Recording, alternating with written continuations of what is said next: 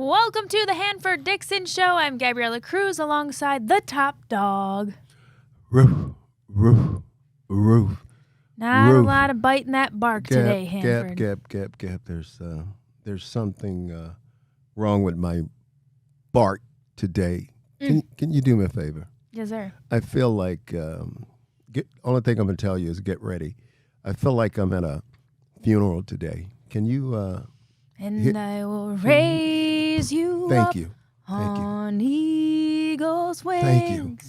Bear you on Thank you. the breath of dawn. Yes, Lord. Make you to shine like the sun. Yes. And hold you in the palm of his hand. Woo! Yes. We are sad today. We are mourning today. We've come together in prayer. I needed that, Gab. I needed that. Was that healing for you? That was very much so healing for me. Can you believe?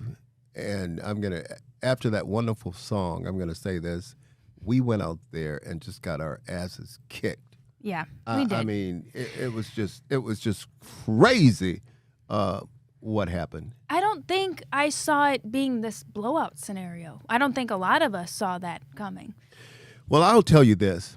I'm just really, really happy I didn't go along with my original plans, what I was going to do for the game. Oh, okay. I was going to go, and again, I was going to go hoping that the bars, you know how sometimes they take the Christmas ale and they'll. I can't believe you're still talking about Christmas ale. I love that. I got to give my boys over at Great Lakes Brewery a shot over there about that Christmas ale.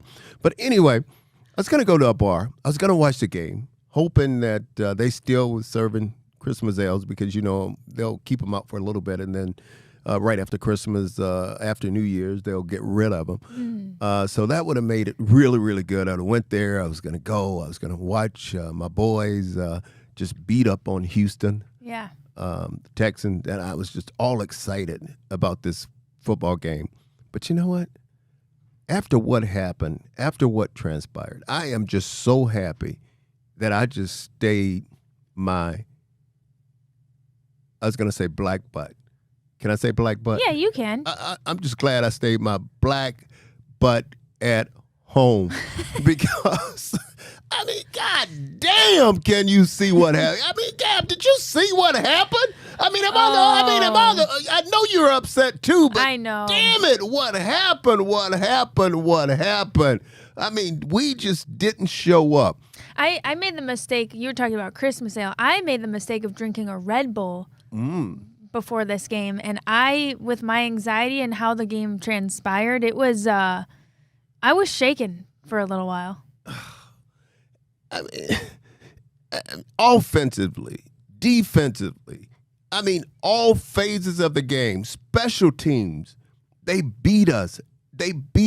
We let a rookie quarterback, and we're gonna really dive into this thing, but we just have to get it off our chest a little bit right now. We had, going into this game, the number one defense in the National Football League. Number one on third down defense. And a number of categories. We're leading the league with our defense. And we let a rookie quarterback from Ohio State, and obviously this kid, He can play. Yeah, he can play. If they don't give this kid Rookie of the Year. If they don't give him Rookie of the Year, something's wrong. But we let this kid go and do what he did to our defense. And I just think... Is he that good, or was it mostly our defense, or probably a combination of both? Our defense not performing? I think it's a combination of both, because I think what happened was our guys was starting to read the papers. They were starting to think that they could just show up, and they can show up and just win football games. And that's not the case, because when you get to the playoffs, everybody's good. I don't care what they say. Every single team is good, because you could see during this playoffs, because I think Dallas was the number 2 seed. The number 2 seed. Wow. And they're playing at home. and you see what happened to them. Yes. I mean, they got their butts kicked. You know what? That actually kind of lessened the blow for us, to be honest. Did not. God damn it. No, you don't It let did. me say. I'll just say, No, listen, damn it. Okay. They said, hold my beer.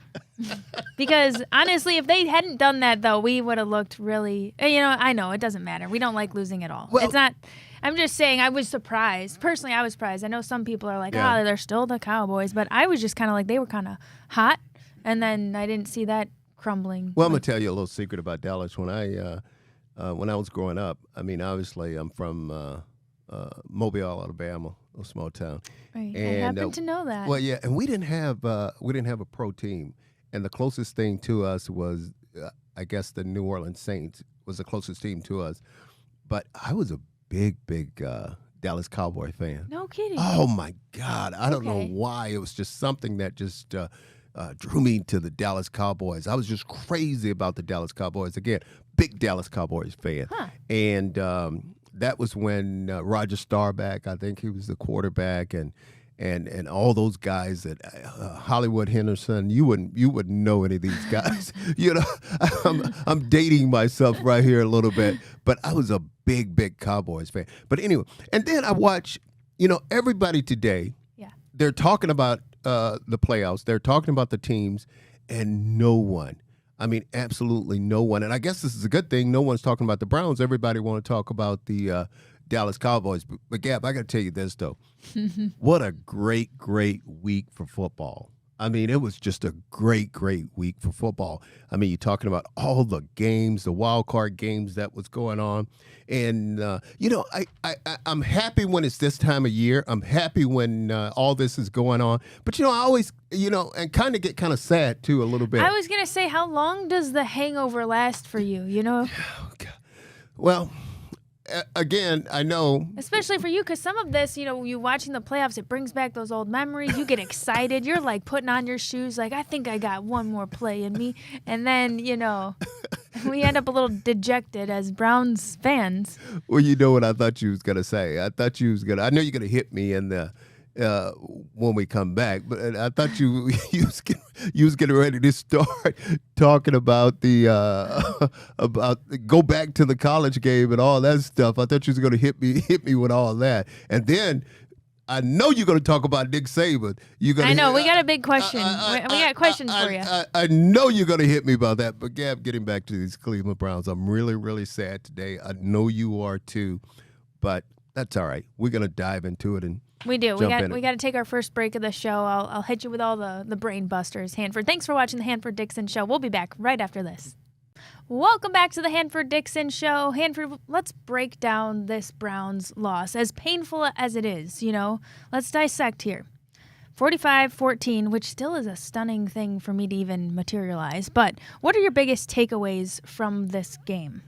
Well, you talk about the 45. I mean, if you'd have told me they were going to score 45 points on our defense, I would have said you have lost your mind. You're absolutely crazy. But then again, I mean, obviously, Flacco threw the 2 pick 6, but that's okay. Still, you can't put all this on Flacco. Gab, when I look at this football game, and obviously, I thought we were going to win this game. I thought we were going to win it at ease against this football team, especially with a rookie quarterback.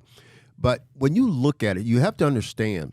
I mean, the first time we played them with they didn't have a lot of their weapons. And the number one guy is their quarterback, CJ. I mean, obviously,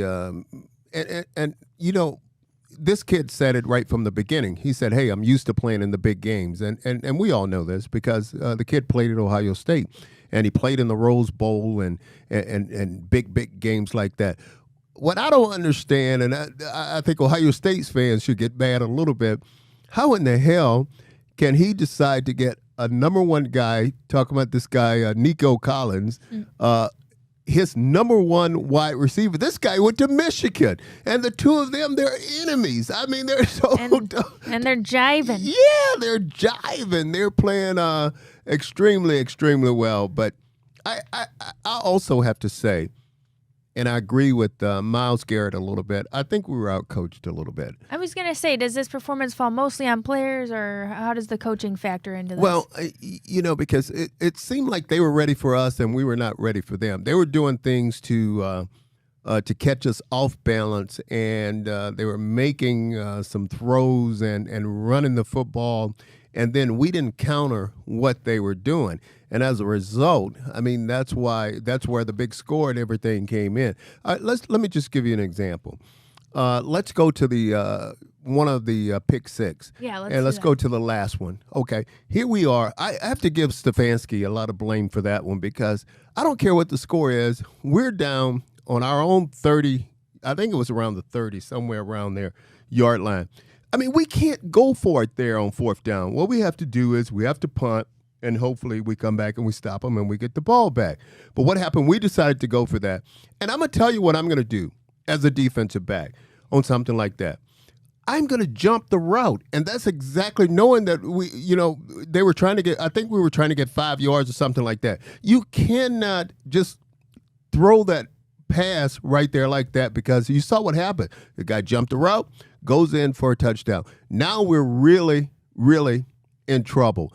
This football team, they wanted it bad, and we didn't. Again, I said it. We thought we could just show up, Gab, and we thought we can win this football game. Yeah, you were talking about Myles Garrett because he kind of took a little bit of a shot at Schwartz in the press conference. Well, he did, and I kind of understand where he was coming from.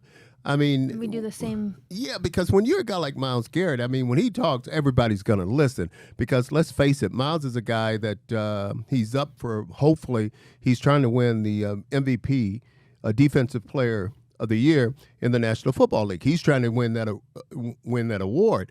But he took a really, really big shot at Schwartz. But then again, you have to say this about Myles. And I know Myles has been fighting through injuries and all that. But he, and I know they're double teaming him and they're sliding to his side and all this. But still, we expected him to have maybe some sacks, some strip sacks or something. You don't stop Myles. I don't care who you putting in front of him or who you got trying to block him. I mean, he's going to make some plays. And he just didn't show up. And it's not his fault. I'm not putting the whole thing on him. Every single guy on that team has got to take some blame. And let's don't talk about the defensive backfield. I was going to say, what are your thoughts on these DBs? Rough day at the office for my goodness. And Newsom's still trying to hide right now. I mean, he's still trying to hide in a closet right there, because, Gabby, their matchup going into that game, obviously Greg Newsome was in the slot. And they said, what we're going to do is we're going to find him, and wherever he is, we're going to go after him. And they were very, very successful, catching a lot of balls on him and keeping the chains moving, getting the first down. And not just him.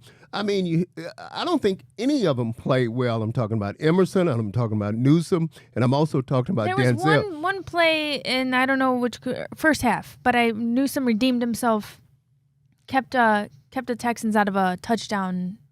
I can remember one bright spot for him. I think you're talking about when he came up and he made the tackle. Or maybe he didn't make the tackle, but he pretty much forced the tackle. Prevented, yeah. And he made some plays. But speaking of tackling, I mean, they drive me crazy with this tackling the way they do it today. I mean, if a quarterback needs 1 yard, you go up and you tackle him, you wrap your arms around him, and you stop him. You don't go up and just try to headbutt him down. You watch these guys today. That's what they try to do. They try to headbutt these guys and go down. But we need some fundamentals. We need your clinic, Hanford. But I'll say this. Again, that football team, when we played them the first time, they didn't have a lot of their weapons, meaning on defense, Will Anderson Jr., who is their outside linebacker, obviously great guy, played at the University of Alabama. And what am I going to say about the University of Alabama? Only good things. They also had their number one sack guy. I think his name is Greenyard or something like that. He's the guy. Between the two of them, I think they had 19 and a half sacks. So those two guys were playing, and I'm telling you, they were coming at Flacco, and they were putting the pressure on Flacco. But here's what I said about Joe Flacco, and I say you can't blame it all on him. Flacco is going to be 39 years old this week. 39. Now, check this out.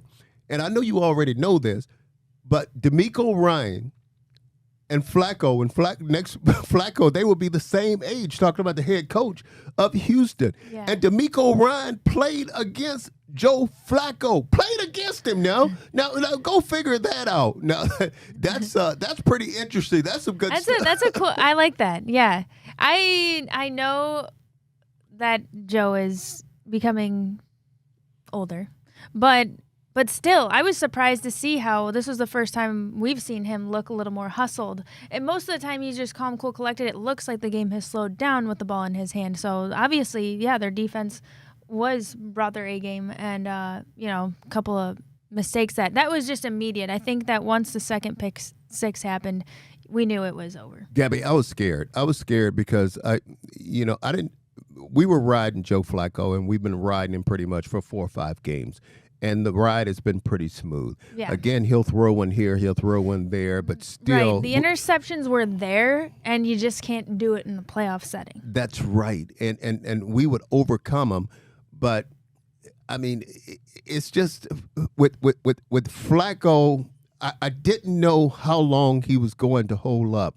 And when these guys, when they were able to put pressure on him, we know he's not a very mobile quarterback. He can move, he can run, but he's not very, very mobile. And what they did was they boxed him in, and they kept him in. They put pressure on him. Did you see a couple of the hits they put on him? I mean, they hit him a couple of times, and I'm feeling that over here. You felt it through the TV. I felt it through the TV. They put a couple of hits on him. And then Amari Cooper, who had such a great game the first time we played them. I think he had 11 receptions, 265 yards. I knew what was going to happen. I knew it because when you look at their football team, they're a football team that plays zone 87% of the time. And they have this cornerback over there. It's a second-year guy, a guy they took in the 3rd round, and I think last year it's his 2nd year. And Stingley, that's his name. This guy, let me tell you something. He just won last month. I think he was Defensive Player of the Month. He just won that. And I said, that's what they're going to do. They're going to try to let this guy get some frequent flyer miles because he's going to travel with Amari Cooper. And he did. I mean, we know Cooper. He's been dealing with some injuries. He had his heel a little bit messed up. But I'm telling you, we were our coach. These guys came. They were ready for us.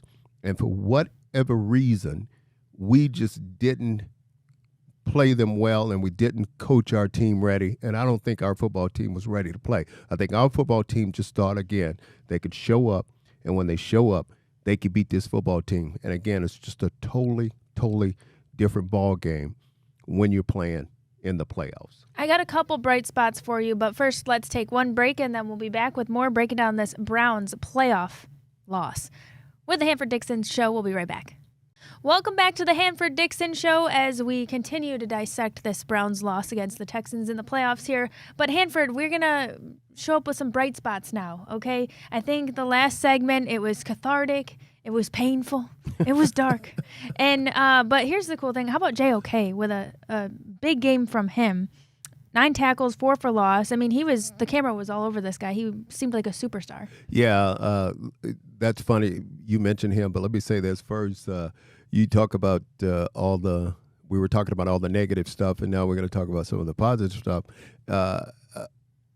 We couldn't. We had a couple of guests that was lined up to come on with us today, and after everything, they're still in mourning right now. They're like the hell with this. Nobody wants to talk about it. Nobody wants to talk about it. But let me tell you about this kid, JOK. I mean. And his awesome fits that he shows up to the game. And do you keep up on social media? I know you got your Instagram. You know what? I watch him. I watched him play. And this kid is just phenomenal. He's come so far this year, and you could tell that he's a student of the game. I mean, you could just tell it by the way his reaction and the way he plays the game. And obviously, we know he's a very, very fast linebacker. But if you watch him, he will sit there right in the middle of the field. He will recognize the play.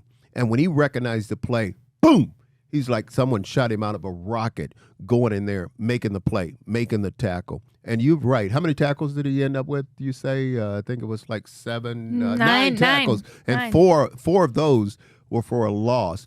I mean, it just seemed like every time you turned around, he was in their backfield making big plays. And you could tell if he missed a tackle, I saw him missed a couple. And you're going to miss some tackles when you're out there. But I could tell when he missed a tackle or so, it just really upset him and really bothered him.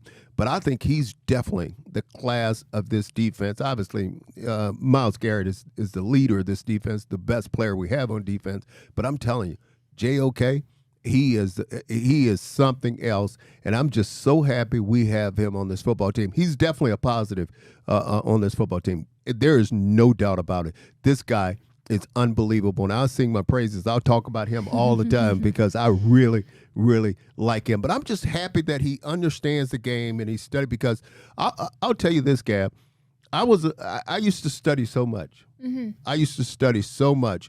I always wanted to know what an opponent was trying to do to me, how they was trying to do it, how they were trying to attack me. And I could tell you, my mind was just like a little computer going on out there. As far as a cornerback, when a receiver come out there and he line up, where he's lining up, is he close to the numbers, is he 2 or 3 yards outside the number, and then once I figure out where he is, then I go to the backfield, I go to the formation, and when I see the formation, I could tell you what they're going to do, how they're going to try to attack me, what they're going to try to do from this formation.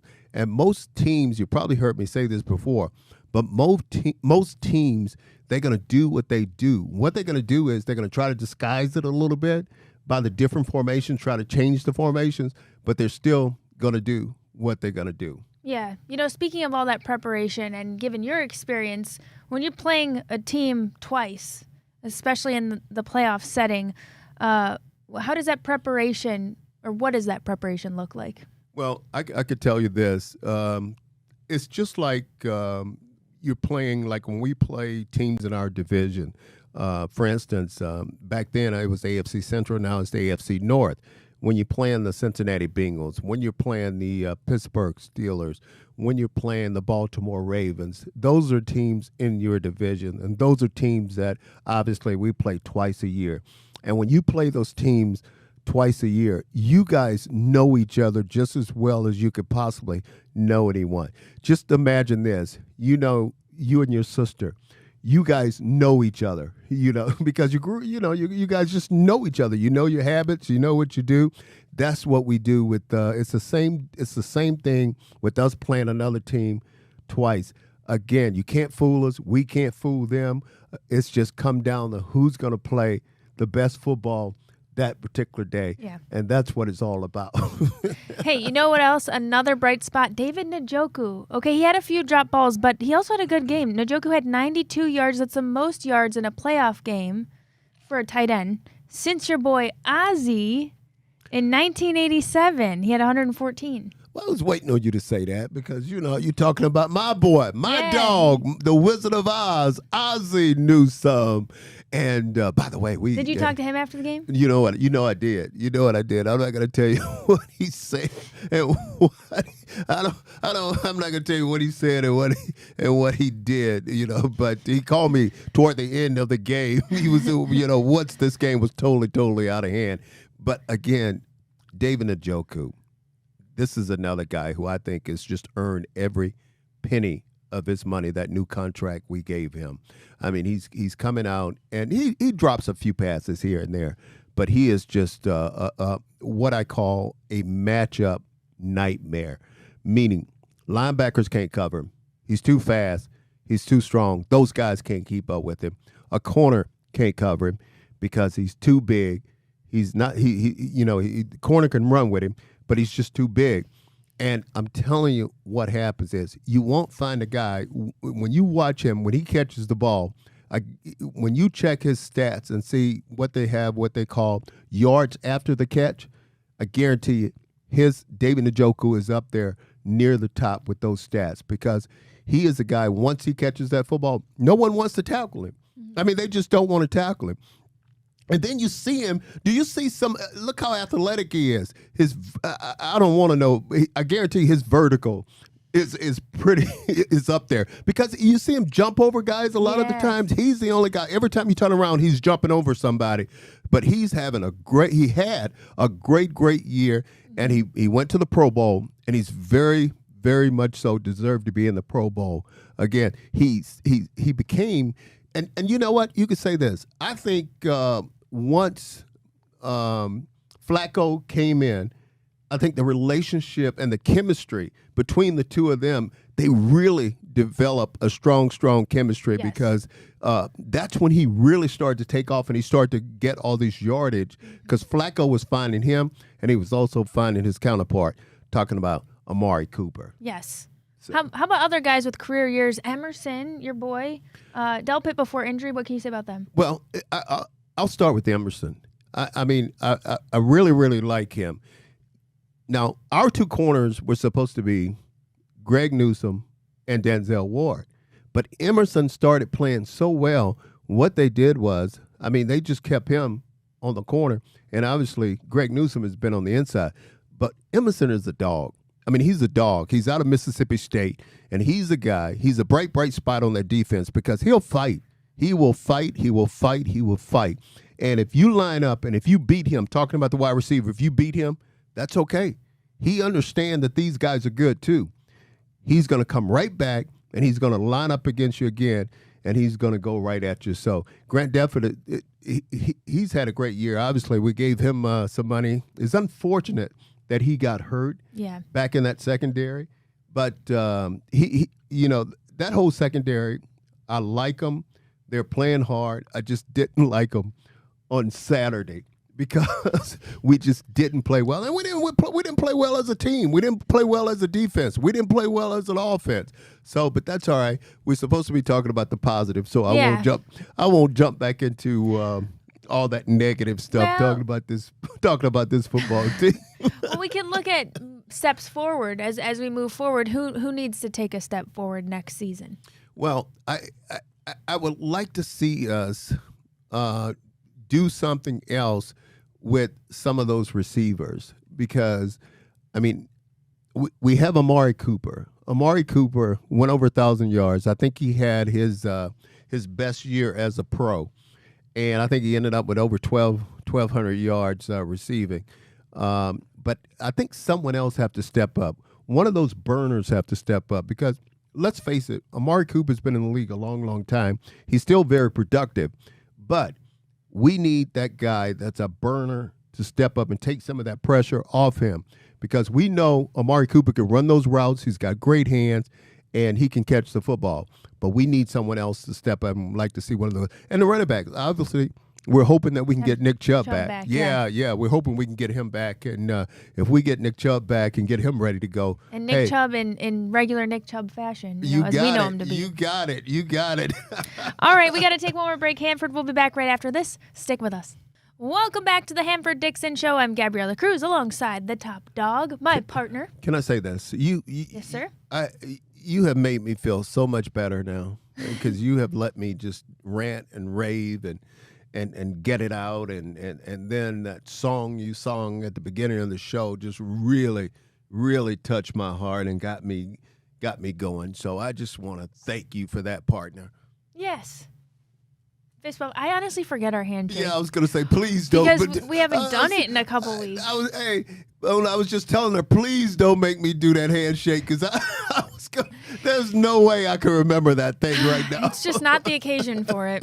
Also, we need to update it. It needs to be a little swaggier. Yes. We can bring more to it. Yes. Do you watch all the guys on the sideline after they make a play or something? They do their little shake. Maybe we need a shuffle of some kind. I've seen you do a little shuffle in here before. Well, you know what drives me crazy too, guys? I don't understand because when I played, I mean, we would wear a jewelry into the stadium, and then we would lock it up in the locker or something. But do you see these guys? I mean, they got chains hanging from their neck and earrings in their ear, and I'm like, that's dangerous. I mean, it really is. You mean in game? Yeah. Yeah. I mean, I can't. I just don't I don't get that. I just don't get that. We haven't seen, I mean, I don't know, jewelry-related injuries, knock on wood. And let's hope we never see them. Okay. But I just think it's. Were you a jewelry guy? Occasionally, I would. Well, give us your flashback, the bling. Occasionally, and the I fit. would do a little swag. You know, a little swag. I bet your shoe game was on par because I mean, honestly, these are cute boots you have on today. Yeah, but I wasn't that. I wasn't gaudy or anything like that. Okay, yeah, you were tasteful. Yeah. I would wear like a necklace with diamonds and stuff, but I wouldn't have it hanging out. No one would know I had it on. It would be inside of my shirt or whatever. Okay, all right, that was a nice little flashback for you. Okay. Let's flash forward. Okay. Let's flashy Flacco. No, I'm just kidding. Let's do Kevin Stefanski. What are your thoughts on him? Is he going to be coach of the year? I mean, DeMeco Ryans also could be a toss-up here. I agree with you. I think it is going to be a toss-up. I think it's between those two guys. But I think if the voting went on before this game and before Saturday, before the playoffs, yeah, I think there's no question about it. I think Stefanski would have won the award. But you cannot right now ignore DeMeco Ryan and what he's pretty much done with that football team. I mean, he's taken that football team, and obviously we're going home, and they're still in it. I mean, they're still playing. So now do I think Stefanski is still going to win the award? I think he still will win it, but you cannot ignore. That's like I know you're going to want to know, you're going to ask me a question about Myles Garrett, about him in the MVP award, defensive player. Yeah. Myles should win it, but when you look at that game and how he played that game, you're gonna think about that too. And you cannot ignore DeMeco Ryan, what he's done. You cannot ignore TJ Watts with 19 and a half sacks. I mean, you cannot ignore those things. They're right there. But getting back to the Stefanski, he definitely deserves the award because when you look at all the quarterbacks, I think we went through 5 quarterbacks. When you look at all the quarterbacks that he's gone through and all the injuries, and everybody has injuries on their team toward the end of the year, I think the way he's held this football team together, I think he deserves to win the award. But also, because you were just asking me about his contract. He's up for his contract. I mean, see, that's why I like the Pittsburgh Steelers. That's why I like teams like that, because you look at the Pittsburgh Steelers and Tomlin. I mean, he's been, Gab, with that football team for a long, long time. And I don't like these teams when they continue to change coaches. I think we definitely need to go ahead and sign Stefanski to a long-term contract. I think he's earned that. So that's my whole take on that whole thing. He really has instilled something in the culture change is there. I know it's cliche, but it feels that way. Well, and you're right, and the guys respect him. I mean, the guys respect him. They will get up and they will play for him. I don't know about Saturday for some reason. They didn't. They wasn't ready to go. But I used to say this about Marty Schottenheimer. I loved Marty Schottenheimer as a coach, and I said a Marty Schottenheimer team, whenever you see his team show up and play, they're a team that's well prepared and they're ready to go. And it's pretty much how Stefanski is with his football team. Right, because Marty had such a great relationship with all of his players, and you guys wanted to get out there and run through a wall for him. Well, yeah, we did, and see, coaches respect players, players respect coaches.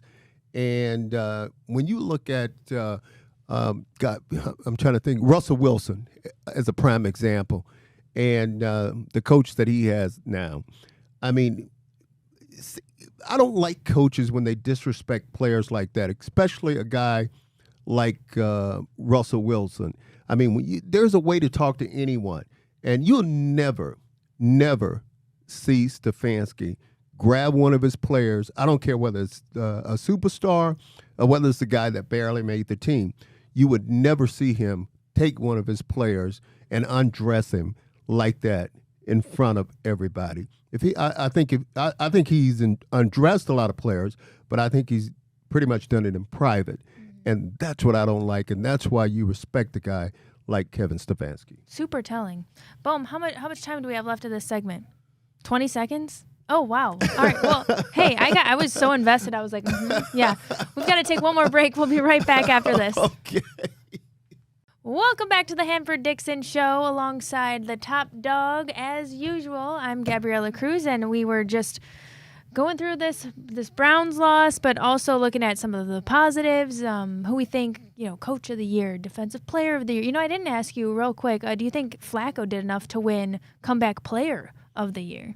I think he did because, when you look at it, Flacco, and you look at every game, Flacco threw pretty much for over 300 yards, and he did it again Saturday. He was over 300 yards. The only thing that got him Saturday was he threw 2 interceptions, but the 2 interceptions that he threw were pick 6 interceptions. But I think so. I think there's no question about it. I don't think there's any doubt. But obviously, we know that kid up there in Buffalo. He's also a strong contender for DeMar Hamlin. Yeah, he's a strong contender for comeback player of the year. But if cool story there too. It's a really, really cool story, and I'm just glad he's healthy and he's back. But if it was up to me, I would give that award to Joe Flacco because I think he just earned it. When you look at, you could say what you want to say. This team, without Joe Flacco, there's no way this football team would have been in the playoffs because, all the guys we had that jumped in there, filled in at quarterback, they didn't move this football team. This football team didn't relate to them like they did. This offense didn't relate to them like they did Joe Flacco. And Njoku, for instance, I said it earlier, without Flacco, there's no way Njoku would have had the production that he had on offense. So, yes, I would give him that award. Joe Flacco, you win comeback player of the year. Flacco fever. Let me ask you a question. What? Can Flacco, does he have to buy his own dinner now? If it was you, if he was coming into your restaurant, would he have to buy his own dinner? Or would Absolutely not. Would you comp that? He's still comped in my book. Okay. He's still comped. He's giving me a hard time because he made this joke over the break and I didn't understand what he was saying. I'm like, what are you saying? I hope he eats. No, he's free. If I'm on the right, he's free. He's still free. He's a really important part of he was a gem in our little history here. But let me ask you this, another one real quick. And I know she hates when I do this. She's getting ready to cover the question. Hey, this is your show. I like our show. Listen to this. It's going to be interesting to see if we bring him back. Because as like a backup. Well, yeah. And the only thing about that is I don't think we bring him back because I would love to have him. I would love to have him on this football team because if Deshaun, God forbid, but if Deshaun gets hurt again, then we will have a solid backup. But DP, I think he will demand so much money, meaning somewhere within that $5 to $7 million range, where possibly we would not be able to bring him back. But that's something just to think about. No. I would love, if it's possible, he'd be great to have as a backup. Just his veteran presence and already the chemistry he's built immediately with this team and how valuable he is to those quarterbacks, even DTR. Absolutely. So anyway, let's get your reactions around the league. Did you expect KC to beat Miami? How about that cold weather, by the way? Negative 30-degree wind chill. Well, that was the problem. Miami, they're coming off of that sun. And the problem is, whenever Miami pretty much plays in the cold weather, especially as cold as it was in Kansas City, they had problems. And obviously you can see that. I think the game was like 26-7. And that game was just classic, Gab. Did you see? It was so cold. Did you see the quarterback when his helmet it was head-to-head contact, and his helmet broke or something. Did you see that? Oh, I didn't. But Oh yeah, my God, Bones! Did you see that? Did you see when he cracked the helmet? I'm sure they've tested that helmet a lot of times, but not in that weather. Right. Not in that weather. Did you like the cold when you were playing? What did you think about cold weather? Because you're a Bama boy. Yeah, I'm a Bama boy, but I love to play in the cold weather. I really did. That's my guy. I love to race in the cold weather. You know why I loved it? I'll tell you this real quick. You know why I really liked it? Because what it does is, on defense, I know what I'm doing. I know where I'm going. On offense, they can't get to where they're going because the field is so messed up with the snow and the wind is blowing. So you have an advantage on defense. That's why I like to play in the cold. All right. And Taylor Swift, she was out there. Oh, we doing have her to thing talk about Miss Taylor. You can dance too, can't you? You know we'd be dancing. All right, we got to take one more break, and we'll be right back after this. Thanks for watching the Hanford Dixon Show. Welcome back to the Hanford Dixon Show as we wrap up here, Hanford. Your other thoughts about the playoffs and these other teams around the league. How about why so many blowouts? Browns lost by 31, Dolphins by 19, Cowboys by 16. Any of these surprise you? You want to know, really, we talked about a little bit earlier, the Cowboys and the Packers. I mean, love this kid. I mean, the kid they replaced Aaron Rodgers. If you'd have told me, just like you'd have told me that we're going to lose, if you'd have told me the Cowboys were going to lose, again, I'd have told you you've lost your mind. But that one really surprised me. You know, I thought was a great game, though, and this game came down to the wire. That was the Detroit-LA game. And Detroit, it's been 30 years. I mean, you had the fans they remind me of our fans. Right. Because they're in their gap and they're crying. But wow. But great games. Like I said, I'm so excited about the time right now, all the playoff games. But I also get sad because I know it's getting ready to come to an end. So after the Super Bowl is over. What the heck do you do after the Super Bowl is over? Oh, I find a couple things to do, you know. He just calls and says, "Do you still have Christmas ale?" And, No. I'm a real estate broker. You know that. You know what I do. I know it's cool. He's just always out here grinding. That's right. I respect the grind. Okay, last thing, because we got a couple minutes left. Nick Saban retiring after 17 seasons at Alabama. Did you see that coming? Wow. You know, when you said that, I straightened up here a little bit. I think that's the thing that caught a lot of us, just about everybody. I didn't see it. And I talked to Ozzy, too, and he didn't see it coming. And obviously, because, you know, Nick was just coming off of a great year. Well, not great for him because when Nick don't win the championship, it's not a good year for him. Guy that's won 7, obviously 6 with Alabama, and he won. Who did he win that other one with? But anyway, he's got a total of 7 national championships. But I was shocked. I mean, I tell you the truth, I was really shocked. I think Nick has just got tired of the whole thing the way it is right now because it's a lot different. With this portal and these players being able to change teams the way they're being able to change pretty much whenever they want to. But you cannot say that he's not the greatest college football coach. He's just been phenomenal. And hate to see him go.